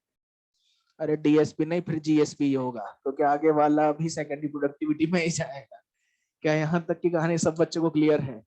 प्लांट ने टोटल जितना बनाया है जीपीपी, उसमें से खुद का रेस्पिरेटरी लॉस आर, बची हुई मात्रा NPP. NPP is available biomass for consumer. आ गई बात समझ में। अब हेट्रोट्रॉफ जो कंज्यूम करेगा वो किस में से करेगा, एनपीपी में से। अगर हेट्रोट्रॉफ ने कंज्यूम कर लिया या हेट्रोट्रॉफिक रेस्पिरेशन हटा दिया जाए, तो क्या एक बार में हेट्रोट्रॉफ पूरा का पूरा प्लांट या पूरा का पूरा ऑर्गेनिज्म निपटा देगा? जरूरी है। इसका मतलब इसके बाद भी कुछ बच सकता है। जो बची हुई मात्रा है वो एनसीपी है। जो बची हुई मात्रा है वो क्या है? That is net community productivity. शायद समझ में आया हो। फोटोसिंथेसिस में जितना बनाया जीपीपी, खुद का खर्चा, बची हुई मात्रा, NPP is available biomass for consumer का कंजम्पशन, बची हुई मात्रा। क्लियर है यहाँ तक की बात? अब इसको और कैसे समझ सकते हैं वो ध्यान से सुनिएगा। आपने क्लिनिक खोला था, क्लिनिक में आपने कमाई करना स्टार्ट किया और मान लेते हैं कि पहले महीने में आपकी टोटल कमाई 1 लाख रुपए हुई। राइट? टोटल कमाई कितनी हुई? 1 लाख रुपए आपकी जब टोटल कमाई हुई तो अब उसमें से आपने किराए पर ऑफिस ले रखा है, वो खर्चा पक्का है। उसके बाद आपने रिसेप्शनिस्ट रखी हुई है, उसका खर्चा पक्का है। आने जाने के लिए कन्वेंस है, वो खर्चा पक्का है। इलेक्ट्रिसिटी का बिल पक्का है, और पानी और कोल्ड ड्रिंक वगैरह जो भी आप वहां पर मंगवाओगे वो पक्का है। ये कुछ खर्चे हैं जो कि किसी बिजनेस में फिक्स होते हैं। राइट? सो मान लेते हैं कि आपने वो ऑफिस लगभग 15,000 रुपए महीने पे या 10,000 रुपए महीने में किराए पर लिया। हेलो? 15,000 रुपए के रिसेप्शनिस्ट? बोला हाँ सर। किराया भले ही कैसा, लेकिन रिसेप्शनिस्ट तो भैया हिसाब से आएगी, है ना बेटा? चलिए जी, तो 10,000 रुपए का तो आपका ऑफिस, 15,000 रुपए की रिसेप्शन, 5,000 रुपए का मान, 10,000 रुपए का मान लेते हैं इलेक्ट्रिसिटी का बिल है। हेलो? तो 10 और 15 25 और 10 35,000। 5,000 रुपए का मान लेते हैं आपने आने जाने में पेट्रोल खर्च किया। 40,000 रुपए का आपका हिसाब किताब। कमाया कितना आपने? 1 लाख रुपए कमाए थे आप। कितने कमाए थे? जितना भी टोटल आपने कमाया था वो क्या है? जीपीपी। उसमें से जो कंफर्म खर्चा है 40,000 है। बची हुई मात्रा 60,000 क्या है? एनपीपी। यही 60,000 आप घर लेकर जाओगे। घर पर आपका छोटा भाई बहन है और उसको पता है कि आप डॉक्टर हो और आप कमा रहे हो। वो जाते ही पूछेगा पैसा लाया क्या? अरे हाँ क्या ना? राइट? रोकड़ा लाया है क्या? ठीक। तो जाते ही उसको 10-15 हजार रुपए देने पड़ेंगे या 5-7 हजार रुपए देने पड़ेंगे। क्यों? और वो आप किस में से दोगे? 60,000 में से। इसका मतलब it is available for consumers. अरे हाँ के ना? तो 60,000 में से हेट्रोट्रॉफिक कंज्यूमर का कंजम्पशन हटाने के बाद जो आपके पास 50,000 बचे वो क्या है? जो कि कम्युनिटी में रहता है। अरे हाँ के ना? अब सुनना आगे। जैसे जैसे सक्सेशन आगे बढ़ेगा वैसे वैसे आपके घर में आपका विवाह भी होगा, जिसकी वजह से आपके घर में एक हेट्रोट्रॉफ और आएगा। अरे हाँ के ना? सक्सेशन के आगे बढ़ने के साथ साथ हेट्रोट्रॉफिक कंजम्पशन बढ़ेगा। राइट? जब ये हेट्रोट्रॉफ आएगा तो उसके 2-3 साल बाद दो एक हेट्रोट्रॉफ और आएंगे। अरे हाँ के ना? इसका मतलब जैसे जैसे सक्सेशन आगे बढ़ेगा हेट्रोट्रॉफिक कंजम्पशन बढ़ता जाएगा ओवरऑल एनसीपी में। शाबाश। अब कई लोग इस बात को लेकर खुश हो गए क्योंकि वो तो हेट्रोट्रॉफ में ही बाहर ही नहीं आ पा रहे। अरे हाँ के ना? कि बोले यार हेट्रोट्रॉफ आ गया है, बोले अब तो क्या लाइफ सेट है कि नहीं है? लेकिन वो ये भूल गए कि जब हेट्रोट्रॉफिक कंजम्पशन बढ़ रहा है तो ऑब्वियस सी बात है कि एनपीपी और जीपीपी भी बढ़ रहा होगा। लेकिन क्लाइमेक्स पर आने पर कैरिंग कैपेसिटी पर ये कांस्टेंट हो जाता है। क्लाइमेक्स पर आने पर कैरिंग कैपेसिटी पर ये कांस्टेंट, लेकिन इनका नंबर, कंज्यूमर्स का नंबर लगातार बढ़ने की वजह से एनसीपी में कमी आ गई। बात समझ में? 100% क्लियर? ये तो वो बात थी जिससे मैं आपको बड़े आसानी से कन्विंस कर सकता हूँ। हेलो? राइट? जिसमें लोगों को लगता बोले यार वाह यार क्या गजब समझा है, लेकिन ये सब गलत है। गलत नहीं है, मतलब ठीक है, एक्सप्लेनेशन दिया जा सकता है ऐसे, लेकिन ये एक्चुअल साइंटिफिक एक्सप्लेनेशन नहीं है। What is the actual scientific explanation? आइए एनसीपी जानिए पहले तो कि एनसीपी एक्चुअली होता क्या है। NCP is GPP minus community respiration. याद रखिएगा ये कहीं नहीं लिखा हुआ है। एनसीपी एक्चुअल में क्या है? GPP minus community respiration. तो बोले भाई फिर ये क्या बता रहा था? यही बता रहा था। देखिएगा, जीपीपी में से खुद का आर गया, बचा क्या? एनपीपी में से दूसरे का आर गया, बचा क्या? इसका मतलब ये वाला आर और ये वाला आर एक ही कम्युनिटी की तो ऑर्गेनिज्म है, खुद भी तो उसी कम्युनिटी का पार्ट है यार। इसका मतलब है कि जीपीपी में से खुद का और दूसरे का आर हटाया तो एनसीपी बचा। आर क्या है? रेस्पिरेशन। खुद का और दूसरों का मतलब क्या है? Community respiration. जीपीपी में से कम्युनिटी रेस्पिरेशन हटाया तो क्या बचा? क्लियर? अब बोले सर एनसीपी में कमी कैसे आती है, अब तो वो बताओ। आइए उस बारे में सुनते हैं। अगर मैं किसी भी कम्युनिटी में एस्टेब्लिशमेंट की बात करूं तो सबसे पहले कौन आते हैं? प्रोड्यूसर्स। कौन आते हैं बेटा? प्रोड्यूसर। पायनियर कम्युनिटीज के फॉर्म में यूजुअली कौन होते हैं? प्रोड्यूसर। प्रोड्यूसर्स की जो रेस्पिरेटरी कॉस्ट है वो 20% होती है। प्रोड्यूसर्स की रेस्पिरेटरी कॉस्ट, मैंने अभी अभी आपसे कहा था कि ये जो मैं बता रहा हूं ये फिक्स खर्चा है, और वो फिक्स खर्चा प्रोड्यूसर का कितना है? 20%। पूरा सर नहीं आई बात समझ में, वो भी समझो। अगर मैं एक सिंपल फूड चेन बनाने की कोशिश करूं तो प्रोड्यूसर से primary consumer, secondary consumer, top consumer. Right बच्चे? आप बहुत अच्छे से जानते हो कि यहां से यहां केवल 10%, लेंडमैन्स 10% लो, और यहाँ के ना, यहाँ पर हर लेवल पर 90% एनर्जी का लॉस हो रहा है, सेकेंड लॉ ऑफ थर्मोडायनेमिक्स के अकॉर्डिंग। और यहाँ के ना, ठीक, ये जो 90% लॉस होता है ना बेटा, इसमें से 20% का शुद्ध खर्चा प्रोड्यूसर के केस में किसका है? रेस्पिरेशन। हेलो? 70% का खर्चा है अदर मेटाबॉलिक एक्टिविटीज का।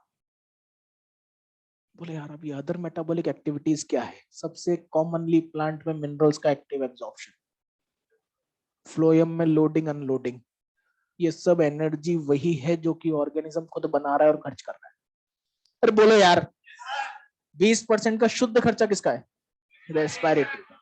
70% मतलब 90% खर्चा। समझ में आया? जब कम्युनिटी का एस्टेब्लिशमेंट होता है तो पहले केवल कौन थे?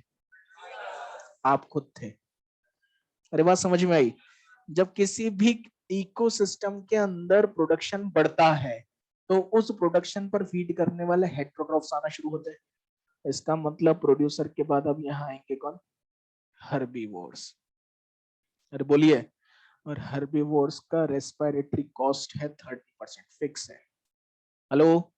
तो सक्सेशन का जब प्रोसेस चल रहा है, पहले केवल कौन थे? कितना खर्चा चल रहा था? लेकिन अब जैसे ही वहां कंज्यूमर आए तो इस 20% का खर्चा तो है ही सही, और बढ़ गया। बचे हुए में से 30 बढ़ा है, टोटल में से 30 नहीं बढ़ा, बचे हुए में से 30 बढ़ा है। अरे हाँ के ना? नेक्स्ट, हर्बीवोर्स होंगे तो हर्बीवोर्स पर फीड करने वाले कार्निवोर्स आएंगे, और कार्निवोर्स की रेस्पिरेटरी कॉस्ट सबसे ज्यादा, 60%। जितनी महंगी गाड़ी उतना ज्यादा मेंटेनेंस। अरे होम्योस्टेसिस मेनली पाया जाएगा, इसकी वजह से उनकी रेस्पिरेटरी कॉस्ट ज्यादा है। अरे बोलो यार, पहले केवल कितना खर्चा था, फिर उसमें क्या जुड़ा, फिर मतलब ये जो खर्चा है ये एक्सपोनेंशियली बढ़ रहा है, लेकिन इतनी तेजी से जीपीपी इंक्रीज नहीं होता जितनी तेजी से कम्युनिटी का रेस्पिरेशन बढ़ता है। इस वजह से हमेशा ओवरऑल एनसीपी में कमी आती ही है। बोलो बच्चे, क्योंकि लगातार हेट्रोट्रॉफिक कंजम्पशन या कम्युनिटी का रेस्पिरेटरी कॉस्ट बढ़ता चला जाता है। बोलो यही। अरे बोलो। अरे आपने मान लीजिए कि कहीं पर जॉब करना स्टार्ट किया, और जॉब करना स्टार्ट किया तो वहां पर आपकी सैलरी फिक्स हो गई कि भैया आपको 1 लाख रुपए महीना मिलेगा। हेलो? अब उस बीच में आपकी शादी हो गई तो उन्होंने कहा था कि भैया साल भर के बाद आपका रिन्यूमरेशन होगा। अरे हाँ कि ना? इसका मतलब अगर हेट्रोट्रॉफ आ भी रहा है तो भी आपकी सैलरी वही है, कंपनी को कोई मतलब नहीं है, क्योंकि आपका पर्सनल मैटर है। अरे आ गई बात समझ में? तो नेचर में भी प्रोडक्शन और प्रोडक्टिविटी ऐसे नहीं है कि आज 2 किलो फ्रूट बना है कल 18 किलो बनेगा। अरे समझ में आई बात? ये हमेशा एक ग्रेजुअल प्रोसेस होगा। कैसा प्रोसेस होगा? तो जितना तेजी से रेस्पिरेटरी कॉस्ट बढ़ता है उतना तेजी से जीपीपी इंक्रीज नहीं होता। इस वजह से एनसीपी में ओवरऑल कमी आती। ये है भैया actual scientific concept, nothing can beat this. कुछ डाउट है? समझ में आया? एनसीपी में कमी क्यों आई? रेस्पिरेटरी कॉस्ट बढ़ गया। क्या बढ़ गया? Respiratory cost. क्यों? क्योंकि एनसीपी होता ही तब है जब जीपीपी में से रेस्पिरेटरी कॉस्ट हटाया जाता है। तो कॉस्ट ही बढ़ गया है तो ओवरऑल प्रॉफिट में तो कमी आए। ठीक है बच्चे, ये था भैया आपका कंप्लीट प्रोसेस जिसमें प्रोडक्ट है बेटा एनसीपी का। हाँ हाँ बिल्कुल भाई, ग्रेजर ब्राउजर एक दिन खाने के बाद रुकेगा थोड़ी, तो अगले दिन फिर आएगा भाई। ये ऑर्गेनिज्म तो है ना परमानेंटली, ये भी परमानेंटली है। तो प्रोडक्शन तो लगातार बढ़ रहा है, लेकिन जितनी तेजी से कंजम्पशन या लॉस बढ़ रहा है उतनी तेजी से प्रोडक्शन में बढ़ोतरी नहीं हो रही।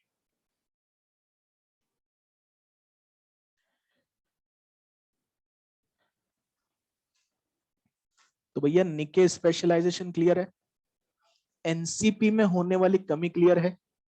चलिए एक चीज और सिखा दे भाई, हम तेरे को मान जाएंगे। एनसीईआरटी ने लिखा हुआ है कि succession and evolution would have been the parallel processes.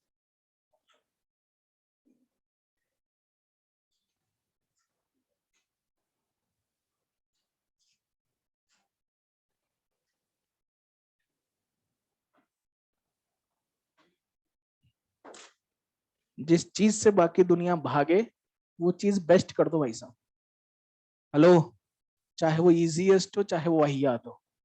अरे हाँ के ना, क्यों? क्योंकि that will make you unique, right? ठीक है, चलिए जी आइए बात करते हैं succession and evolution would have been the parallel processes. मैंने तो ये भी सुना है कि मतलब ये ऑनलाइन वगैरह वाले लेक्चर्स होता है कई बार, इच्छा देखने की, बोले देख रहे से दुनिया कैसे पढ़ा रही है।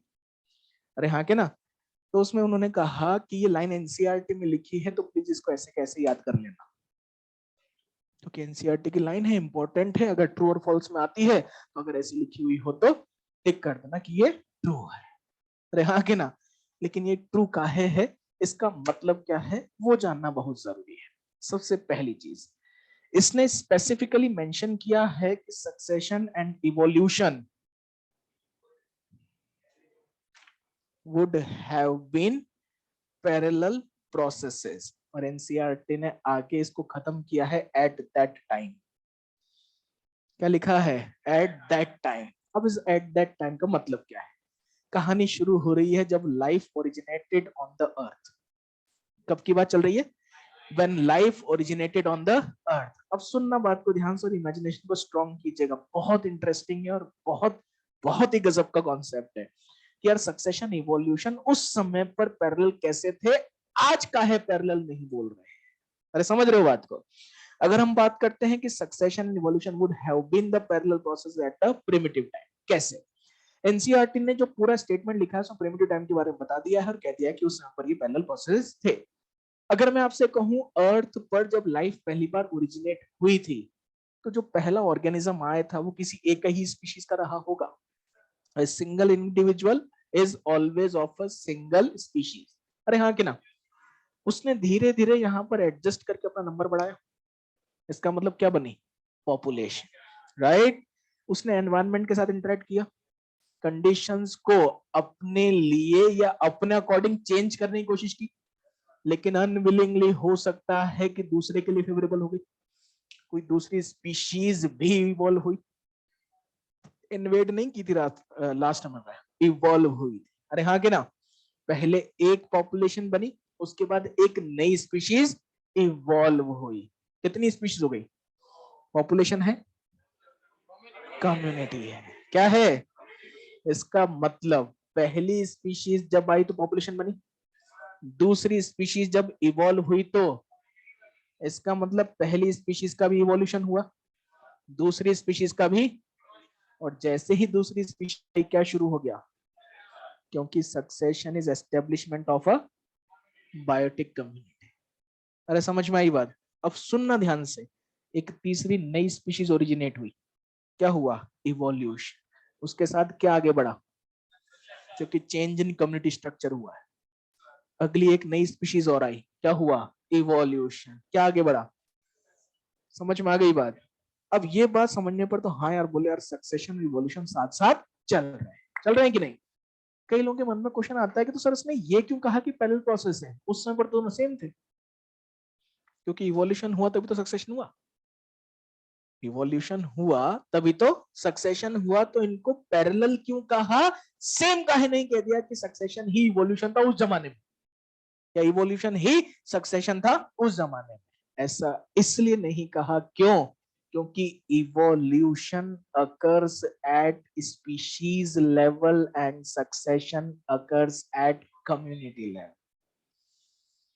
अरे बोलो यार, succession occurs at community level, evolution occurs at, इसलिए पुराने जमाने में ही सही, तब भी ये सेम नहीं थे। कैसे थे? कि जैसे जैसे इवोल्यूशन बढ़ता गया वैसे वैसे सक्सेशन भी आता गया, बढ़ता गया। अरे हाँ कि ना? फिर एनसीईआरटी ने यह भी मेंशन किया है कि यही कारण है कि आज हमारे आसपास में जो भी वेजिटेशन हम देख पाते हैं, ये मिलियंस ऑफ ईयर्स के इवोल्यूशनरी प्रोसेस की वजह से देख पा रहे हैं। अरे हाँ कि ना? तो उस जमाने से लेकर आज के जमाने तक सक्सेशन और इवोल्यूशन कैसे चले?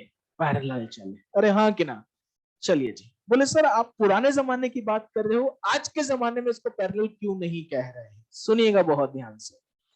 पुराने जमाने में सारी जगह खाली थी, नई स्पीशीज आई, क्या हुआ? इवोल्यूशन। क्या हुआ? क्लियर?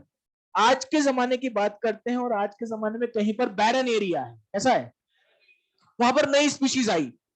तो ये नई स्पीशीज इवॉल्व हुई है कि प्री एग्जिस्टिंग इन्वेड की है? इसका मतलब अभी जो हो रहा है वो इवोल्यूशन नहीं, इन्वेजन है। इवोल्यूशन नहीं है, इसका मतलब वर्तमान समय में सक्सेशन उसी रेट पर चल रहा है, लेकिन इवोल्यूशन उस रेट पर नहीं।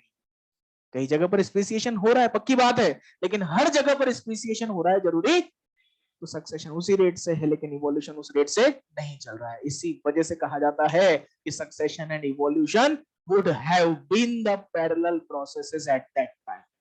क्लियर? अगर इतनी सारी शब्दों वाली लाइनें समझ में नहीं आती हैं तो मैं आपको शब्दों में या फ्लो चार्ट्स में भी ये प्रूफ कर देता हूं कि ये कैसे होगा। मैं यहां पर कह रहा हूं सबसे पहले इवोल्यूशन के बारे में। किसके बारे में बेटा? Evolution. Evolution can be a minor change बेटा, hello, and evolution can be a major change, right? Minor change का मतलब क्या है?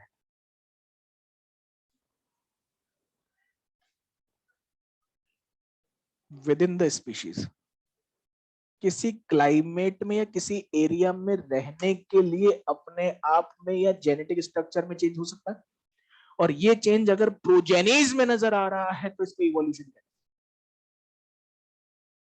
हेलो, चलो और इजी कर लेते हैं। विद इन द स्पीशीज ये जो चेंज होता है इसको हम सामान्य भाषा में अडेप्टेशंस कहते हैं। Hello, and permanent adaptation is evolution. यही तो मैंने बोला कि प्रोजेनीज में दिख रहा है तो इवोल्यूशन, और प्रोजेनीज में दिख रहा है इसका मतलब परमानेंट अडेप्टेशन हो गया है। अरे बोलो यार, परमानेंट एडेप्टेशन क्या है? माइनर चेंज है, और इसी को क्या कहते हैं? Evolution. Clear? Next, major change. Major change का मतलब है formation of a completely new species, right? इसका मतलब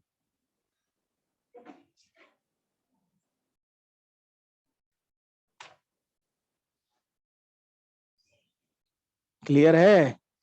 दैट रिजल्ट्स इन सक्सेशन या starting of succession, major change. समझ में आई बात? चले, ये तो इवोल्यूशन के केस में बता दिया कि कब खुद के लेवल पर होगा और कब सक्सेशनल लेवल पर होगा। ठीक, सक्सेशन को भी समझते हैं कि सक्सेशन किन किन लेवल्स पर हो सकता है। चलो, सक्सेशन,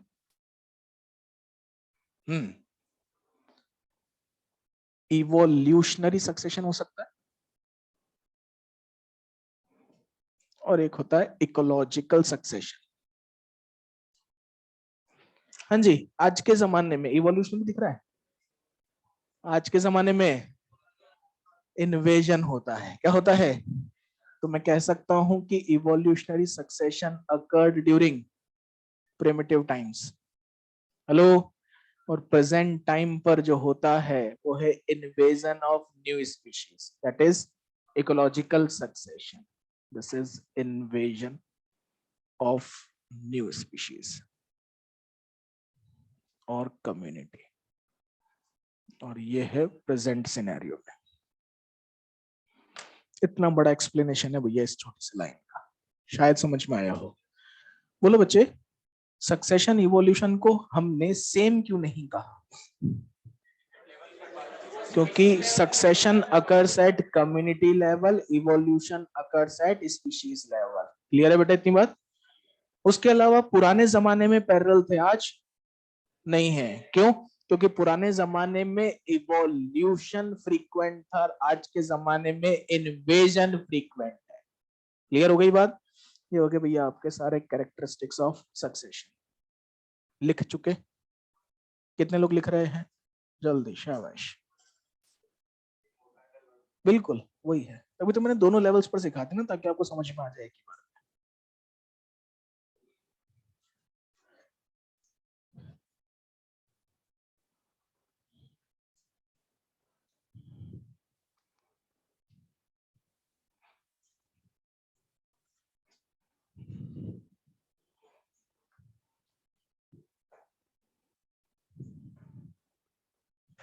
एनसीईआरटी से पढ़ना स्टार्ट करना आज, है ना? इकोसिस्टम वाले चैप्टर में 249 पेज पर ये सारी चीजें हैं। अगले टर्न पर एनसीईआरटी लेकर भी आइएगा। कल है ना क्लास? कल है, हाँ ठीक है। कल नहीं थी तो कल है। अबे समझ में आई है सारी प्रॉपर्टीज तुम्हें? पक्की बात? मिटा दूं? ये वाला मिटा दूं? चल नेक्स्ट।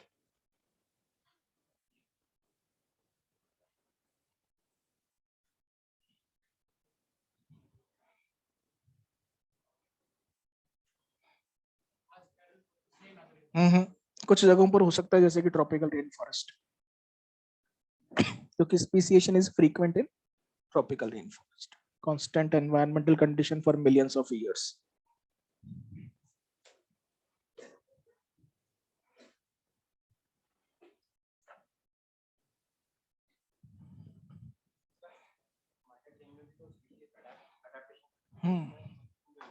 स्पीशीज चेंज नहीं हो रही, स्पीशीज वही है। कम्युनिटी का स्ट्रक्चर का चेंज हुआ। कम्युनिटी का स्ट्रक्चर कब चेंज होगा? जब एक स्पीशीज जाएगी दूसरी आ जाएगी, या फिर नई स्पीशीज ऐड हो जाएगी। हाँ हाँ बेटा।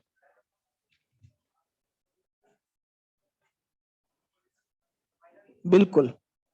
अभी प्रेजेंट टाइम पर इवोल्यूशनरी चेंज माइनर चेंज चल रहा है, दैट इज अडेप्टेबिलिटी बढ़ रही है, लेकिन हर जगह पर इन्वेजन हो रहा है बैरन एरियाज में, इसलिए ecological succession is more frequent. ऐसा नहीं है कि ये हो ही नहीं रहा है, हो रहा है।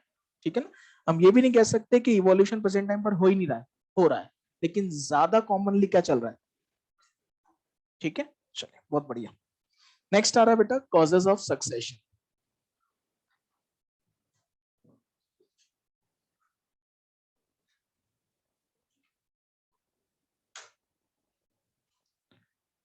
कॉजेज ऑफ सक्सेशन दो बेटा, one is biotic cause of succession and one is physiographic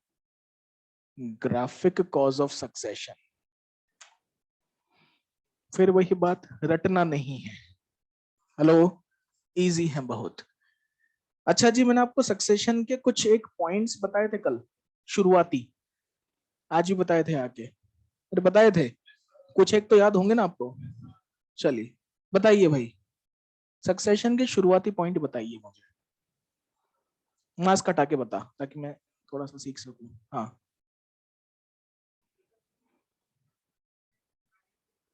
very good. मैं प्रॉपर्टीज पूछ रहा हूँ शुरुआत वाली, जिसमें पहला पॉइंट मैंने बोला था establishment of a biotic community on a barren area. उसके बाद मैंने कुछ मेडिकल कॉलेज का एग्जांपल लेकर सिखाए थे 4-5 पॉइंट।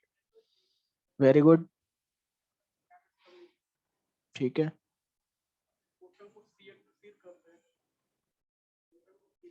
पड़ोसी बताना। हम्म, बता ब्रो, बैठ जा। बोल। है? अरे बोलना सिखा, अरे सिखाया मैंने लास्ट टाइम पे, आज भी सिखाया है। बोलना यार, डर का रहा है। फर्स्ट पायनियर वायनियर से मतलब नहीं, सक्सेशन की शुरुआत वाले पॉइंट बता, जब तू मेडिकल कॉलेज में जाएगा तुझे क्या मिलेगा। Establishment of a biotic community on a barren area. अरे हाँ के ना, उसके बाद हाँ शाबाश, interaction with the environment and make the condition favourable for next coming. अगला बता। ठीक है, ये तो आज सिखाया मैंने। ठीक है, प्रॉपर्टी बता दो तो मेरे को। करेगा बातें अब, बैठ जा। चलिए जी। मैंने आपको बताया था सबसे पहली चीज कि establishment of a biotic community on a barren area, sequential, orderly and gradual process. और तीसरा पॉइंट मैंने आपको बताया था कि communities interact with the environment and make the condition favourable for next upcoming communities. भैया नेक्स्ट अपकमिंग कम्युनिटीज को लाने में इंपॉर्टेंट रोल किसने प्ले किया? कम्युनिटी ने खुद ने। कम्युनिटी फैक्टर बायोटिक क्या है? Biotic this cause of succession is. समझ में आई बात? when community itself is responsible for change in structure. Hello, when community is responsible for change in structure या community itself is responsible for succession, then this is biotic cause of succession. Clear? अगला यार, क्या term लिखा है? अब एक साथ पढ़ते तो बहुत भारी अंग्रेजी जैसा लगता है, लेकिन मैंने इसलिए अलग अलग लिख दिया है, फिजिकल एंड ज्योग्राफी। हेलो, क्या? फिजिकल एंड ज्योग्राफी मतलब बायोटिक का कोई लेना देना? बोले तो अदर देन बायोटिक फैक्टर, ये तो नेचुरल कॉजेज हो सकते हैं या कोई भी एबायोटिक कॉज हो सकता है that lead to change in community structure, that will be a physiographic cause of succession. when cause of succession is not a biotic factor, it is any natural or a abiotic factor. When the cause of succession is community itself, it is biotic cause of succession. शायद बात समझ में आई। Next, biotic cause of succession में यह change किसने induce किया? Community ने खुद ने। मतलब this change is generated by itself बेटा, this is known as autogenic succession, self generated type of succession. क्या है ये? Autogenic succession. समझ में आ गई बात? नेक्स्ट, क्या ये खुद ने जनरेट किया? ये कहीं और जनरेट हुआ, भूकंप आ गया, सुनामी आ गई, फॉरेस्ट फायर्स हो गए, अरे बोलिए क्लाइमेटिक वेरिएशन हो गया, ये क्या खुद ने जनरेट किया? नेचर में अपने आप जनरेट हुआ, मतलब कम्युनिटी के अंदर generate. This is allogenic cause of succession. समझ में आई बात? 2020 के सिनेरियो के हिसाब से इसको समझाया जाना बहुत आसान है। मैंने आपको बताया था कि जब आप एग्जामिनेशन देने जाओगे फर्स्ट ईयर का, तो आप खुद उस चेंज को इंड्यूस करोगे, जिससे आप कहां जाओगे? सेकेंड ईयर में। लेकिन 2020 वाले बिना एग्जाम दिए पास हो गए, because it was China generated. अरे बात समझ में आई?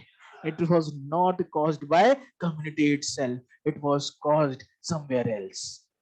अरे हाँ के ना, जिसकी वजह से एक नया चेंज इंड्यूस हुआ है। आ गई बात समझ में? Causes of succession, biotic and physiography. Next बात करेंगे types of succession. Very good.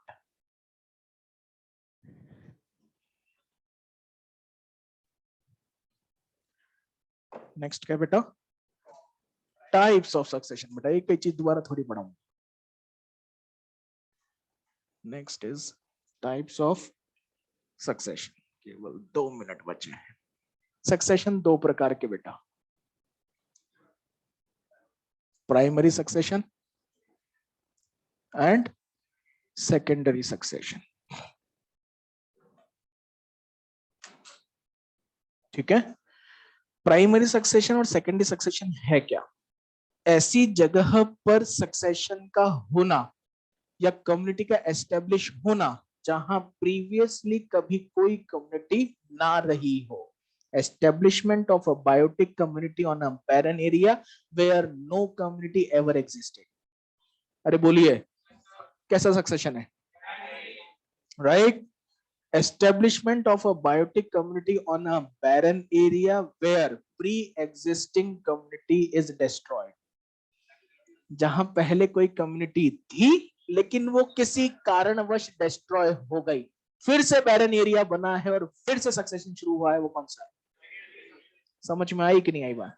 ध्यान रखना, सेकेंडरी सक्सेशन जब होगा या प्राइमरी सक्सेशन जब होगा, बैरन एरिया पर ही होगा। हेलो, सेकेंडरी सक्सेशन में भी बैरन एरिया होगा, मतलब पिछली वाली का कोई नहीं बचा होगा। अरे समझ में आ गई बात? कोई लिविंग कंपोनेंट प्रेजेंट नहीं है। अब लिविंग कंपोनेंट इन्वेड कर रहा है तो सक्सेशन कैसा है? क्लियर हो गई बात? दूसरी चीज, ये कुछ चीजें हैं बहुत अनकॉमनली हमारे मन में आ जाती हैं।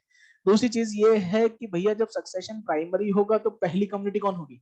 पायनियर। कौन होगी? सर जब सेकेंडरी होगा तो सेकेंडरी में तो प्रीवियसली कोई रही होगी ना यार, तो फिर यहाँ पर आने वाली क्या कहलाएगी? अरे यहाँ पर आने वाली भी पायनियर ही कहलाएगी, क्योंकि ये भी बैलेंस से ही शुरू हो रहा है। समझ में आ गई बात? तो सक्सेशन चाहे प्राइमरी हो चाहे सेकेंडरी हो, प्रथम community, first community is always Pioneer community. सिखाएंगे अगले टर्न पर, बहुत इंटरेस्टिंग।